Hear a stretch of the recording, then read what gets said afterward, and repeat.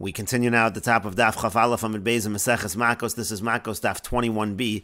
The Mishnah continues, Yesh choresh telemecha. There are those who can plow one row in a field, v'chayev adam mishum shmona lavin, and actually be liable for 8 different violations of negative commandments. And they are as follows: hachoresh b'shor v'chamor. The person is plowing with an ox and a donkey. That's a problem of kilayim. V'hein mukdashin, and then they're mukdashin. It means to say that they're firstborn. V'kilayim b'kerem, and also the vineyard itself is kilayim. Uvashvias, and this takes place in the Shemitah year. V'yomtiv, it takes place on Yontiv. V'kohen v'nazir b'veis hatumah, and the person is a kohen and he's a nazir and he's an area that's tummy. That's another 2 violations. That's a total of 8 violations. Chananya ben Chachinoi Omer, Chananya ben Chachinoi says, Af halovish kilayim. We can put on another violation. Let's say he's wearing kilayim while he's doing this. Amrulo, they said to him, Eino Hashem. They said that's not really part of the same violation of plowing. That's completely independent. Amar Lem, he said to them, Af ha-nazir lohu Hashem, but also the fact that he's a nazir in an area that's tamei, that's also not part of the plowing. So therefore you see anyways, you're counting things that are not part of the action of the plowing. And the Gemara says, Amar Rabbevi, Amar Rabbi Yossi. Rabbevi says that Rabbi Yossi says, Lo poshet velo veshmamish. It doesn't mean in the Mishnah when it says the person is warned not to wear kilayim and he keeps taking it off and putting it on. It doesn't actually mean that he's taking the clothing off and putting them back on. Elafilu machnes umotzi beisiad unkali shalo. Even if he's just putting his arm in and out of the sleeve, that is enough to be considered an additional violation. Machvi Ravacha Bered Ravika iyule vafuke. Ravacha Bered Ravika, he indicated that it has to actually be that you're putting it on and taking it off, meaning fully putting it on and taking it off. Ravashi Omer Ravashi says, Afilo lo sho elakidei lifshot velil bosh chayiv. Even if he just keeps it on himself the amount of time it would have taken to take it off and put it on, that's enough to incur another violation. And the Gemara continues at the 2 dots. The Mishnah said, Yesh choresh telem v'chulu. Somebody can plow one row and he can violate 8 negative commandments. And the Gemara says, Amar Rabbi Yanai says, B'chabura nimnu v'gamru. In the group, they counted and they voted as follows: Hachofa b'kilayim lok. If somebody takes dirt and he covers diverse kinds of seeds, he gets malchus. That's considered like planting kilayim. Amar len Rabbi Yochanan, and Rabbi Yochanan said to them, La'av Mishnah seinu hizu. Isn't this our Mishnah? It's exactly what our Mishnah says. Yesh choresh telem echad v'chayev Allah misham shmona lavin. Person can plow one row and be chayev for 8 lavin. Hachoresh b'shoro v'chamor v'hein mukdashin v'kilayim b'kerem. It says he's plowing, and it says it's kilayim. How is plowing kilayim? Hai choresh demechayim misham kilayim. Hechim ashkachas la. How is it that plowing is liable because of kilayim? Lav demichsi b'hadid da'azl. Isn't the case exactly this, that he's covering the seeds with the dirt as he goes, as he plows?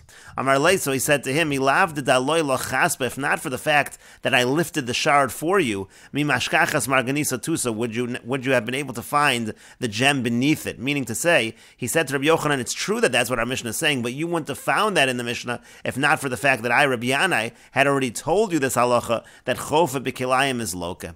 But Amar le Reish Lakish le Rabbi Yochanan. But the Gemara continues that Reish Lakish then said to Rabbi Yochanan, Ilav de kilsach gavra rab. If not for the fact that a great person has just praised you, meaning Rav Yanai just praised you for your interpretation of the Mishnah, Hava Amina, I actually would have thought Masnis and Money Rabbi Kiva, that our Mishnah might be Rabbi Kiva, and it has nothing to do with chofa b'kilayim, because Rabbi Kiva holds the Amar that he says Hamekayim kilayim loka. Rabbi Kiva says that just maintaining kilayim is enough to get malchus, and so maybe that's what the Mishnah was referring to. It's not necessarily referring to hachofa b'kilayim as you interpreted.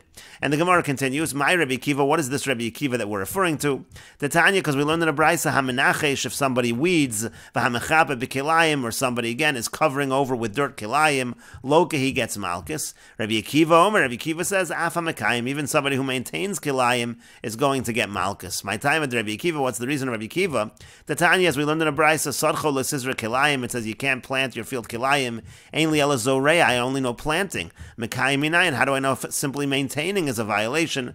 Talmud Lomer, the pasuk says kilayim sadcho lo. That's how we're interpreting the pasuk, because it says in the earlier part of the pasuk, reading the full pasuk over here, it says eschukosai teshmoro behemtecha lo sarbia kilayim. The comma should be after the word kilayim, and then sadcho lo sizra kilayim. But we're interpreting in the braysa as kilayim sadcho lo, that even maintaining kilayim in your field is problematic.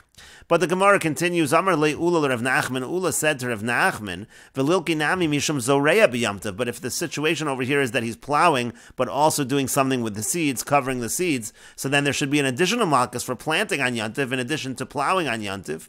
Amar le, so he said back to him, Tana v'shayir, the Tana of the Mishnah actually left off. It actually said there's 8, but there's another one, there's an additional one, there's a 9th of zoreya b'yamtiv. Amar le said to him, Tana katani shemona, it says 8 in the Mishnah of Yata Amr, Tana v'shayir, and you're saying that something was left out. That doesn't make any sense.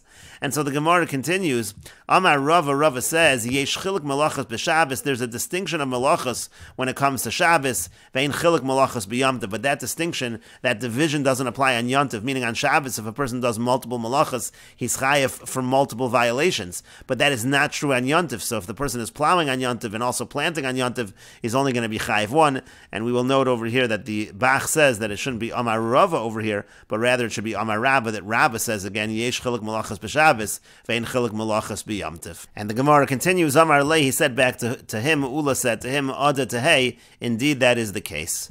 But the Gemara continues, Eisvei Abaye asks the following question, Ve'in chilik malachas b'yamtiv, is there really no division of malachas on Yantiv? If you do 2 malachas, you're not chayiv 2. V'atanan, but we learned in a Mishnah, the Mesoras Hashas changes this to a V'atanya, but we learned in a Brisa, Hamevashal gid b'cholav b'yamtiv, if somebody cooks the gid, which is the sciatic nerve in milk on Yantiv, v'achlo, and eats it, lo kechamish, he's going to get 5 malchus. Lo kamisham ochel gid, he gets malchus for eating the gid, which is prohibited. V'lo kamisham mevashal b'yamtiv, he also gets malchus for cooking on Yantiv, shelo letzorech, for no purpose. You're allowed to cook on Yantiv if it's for a purpose, but that's not true in this case. V'lo kamisham mevashal gid b'cholav, he also gets malchus because he's cooking the gid hanosha in cholav in milk.